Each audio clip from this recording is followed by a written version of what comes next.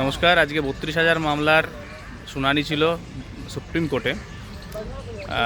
মামলাটি আজকে admission hearing ছিল, কিন্তু যেহেতু বিরোধীরা আজকে তারা অ্যাডজার্নমেন্ট চেয়েছে, সেই জন্য কোর্ট আজকে সেটা অ্যাডজার্ন করেছে এবং আগামী 11ই মে এই মামলাটি তারা রেখেছেন পরবর্তী অ্যাডমিশন হিয়ারিংয়ের জন্য। সেই দিন ডিসাইড হবে যে এই মামলা অ্যাডমিশন হবে কি হবে না, সেই বিষয়টার ওপরেই পরের দিন শুনানি হবে।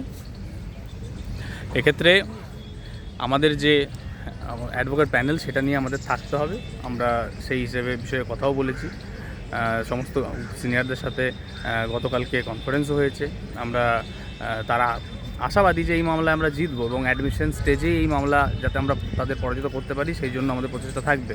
তবে যেহেতু অনেক বড় মামলা, তাই সুপ্রিম কোর্ট এটাকে প্রথম দিনেই অ্যাডমিশন স্টেজেই সেটাকে ডিসমিস করবে নাকি সেটা মামলাটা নোটিশ হবে, সেটা এখন দেখার, সেটা আমাদের অপেক্ষা করতে হবে সেই বিষয়ের জন্য যে মামলা গতিপ্রকৃতি কোন দিকে যাচ্ছে। এক্ষেত্রে দাঁড়িয়ে আমাদের যেটা সবচেয়ে বেশি ফোকাস থাকবে সেটা হচ্ছে প্রথম দিনের যে হিয়ারিং, অর্থাৎ 11ই মে সেই দিন। এবং যতক্ষণ অ্যাডমিশন হিয়ারিং স্টেজটা যতক্ষণ না ক্লিয়ার হচ্ছে, ততক্ষণ কিন্তু আমাদের প্রাণপণ যে লড়াই, সর্বশক্তিদের লড়াই কিন্তু আমাদের করে যেতে হবে, যেভাবে আমরা বরাবর করে এসেছি। হাইকোর্টেও তার আমরা দেখিয়েছি এবং সেই জিনিসটা কিন্তু আমাদের এই সুপ্রিম কোর্টের রিপিটেশন আমাদের প্রয়োজন, জান অসুবিধা নেই। এই জায়গায় দাঁড়িয়ে সবাইকেই পুনরায় আবার এই বার্তাটা দিতে হবে, সবাইকেই কথাটা মাথায় রাখতে হবে যে এই অন্তিম লড়াইয়ে যেন তারা কেউ পিছপা হবেন না।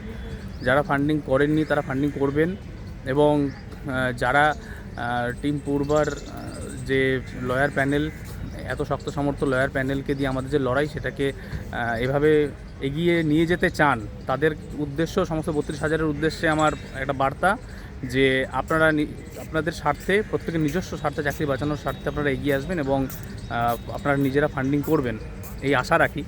আশা করছি আমাদের এই লড়াইয়ে যেটা সবচেয়ে গুরুত্বপূর্ণ জিনিস সেটা হচ্ছে ফান্ডিং, সেটাতে তার ক্রাইসিসে যেন আমাদের এই লড়াইটা কোনোভাবে যেন সেটা স্তীমিত না হয়ে যায়, সেই লড়াই যেন আমাদের কোনোভাবে সেখানে বাধাপ্রাপ্ত না হতে হয়, সেটার দায়িত্ব ৩২,০০০ পরিবারকে নিতে হবে, ৩২,০০০ শিক্ষককে নিতে হবে। আর আমরা আশা রাখছি যে এই মামলা আমরা জিতব, এবং সেটা অ্যাডমিশন হোক বা না হোক, কিন্তু এই মামলার যে পরিণতি সেটা আমাদের পক্ষেই আসবে, এটা নিয়ে কোনো সন্দেহ নেই। কিন্তু তার জন্য যে লড়াইটি দিতে হবে সেটাতে সবাইকে এগিয়ে আসতে হবে। এছাড়াও আমাদের মামলা রয়েছে, জানেন হাইকোর্টেও মামলা লড়তে হচ্ছে। হাইকোর্টে 5 তারিখে মামলা ফিক্সড রয়েছে, সেখানে ওএমআর মামলা রয়েছে, সেখানে আমাদের লড়াই দিতে হবে।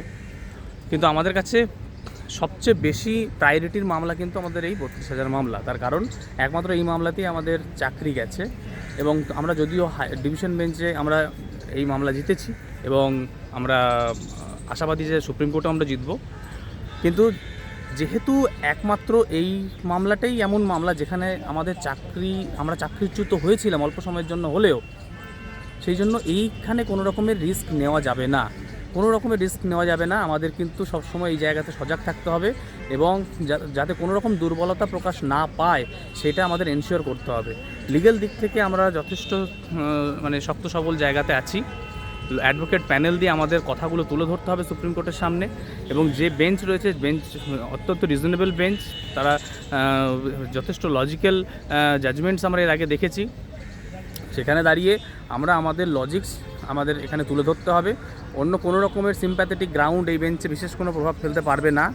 তারা এতদিন চাকরি পায়নি বা এতদিন ধরে তারা যেরকমটা আমাদের সিঙ্গেল বেঞ্চের অর্ডারে লেখা ছিল যে তাদের বেকার ছেলেদের চোখের জল, এই ধরনের সিম্প্যাথেটিক কথাবার্তা, সিম্প্যাথেটিক গ্রাউন্ড এই কোর্টে খাটে না। সেটা কোনো পক্ষের জন্য এই ধরনের সিম্প্যাথেটিক গ্রাউন্ড খাটবে না, শুধুমাত্র মামলার মেরিটের উপরেই এখানে বিচার হবে। সেই জন্য আমাদের যে লড়াইটা হবে সেটা সম্পূর্ণ লজিকের বেসিসে লড়াই, পয়েন্টসের বেসিসে লড়াই, মেরিটের বেসিসে লড়াই হবে। এবং আমরা আশা রাখি যে এভিল ফোর্স আমাদের বিরুদ্ধে কাজ করছে তাদেরকে পর্যুদস্ত করতে আমরা সক্ষম হব, এবং 11ই মে বা তারপরেও আরেক দিন যে অ্যাডমিশন হিয়ারিং স্টেজ যখন কমপ্লিট হবে, সেই অ্যাডমিশন স্টেজেই আমরা আমাদের এই মামলার জয় ছিনিয়ে নিয়ে যেতে পারবো, এবং সারা জীবনের জন্য এই চাকরি যাওয়ার ভয় থেকে নিষ্কৃতি পাবো। কারণ এটা বাস্তবতা যে সুপ্রিম কোর্টে আমরা জিতলে আর পৃথিবীর কোনো শক্তি আমাদের চাকরিচ্যুত করতে পারবে না, এবং সুপ্রিম কোর্টে যদি হেরে যাই কেউ চাকরি ফিরিয়ে দিতে পারবে না। সবাই শিক্ষক শিক্ষিকা সবাই সবটা বোঝেন। আশা করছি আপনারা আপনাদের তরফ থেকে যতটুকু করণীয় সেটা করবেন, এবং আমাদের যে লড়াই সেই লড়াইকে কোনোভাবেই আপনারা হারতে দেবেন না, সেই আশা রেখে আমরা দিল্লি থেকে আজকে ফিরে যাচ্ছি। আবার আসবো, আমাদের 11ই মে শুনানি আছে, তার আগে আমরা আসবো, এসে আমাদের বাকি কাজকর্ম এখানে সব কমপ্লিট করব। ধন্যবাদ সবাইকে।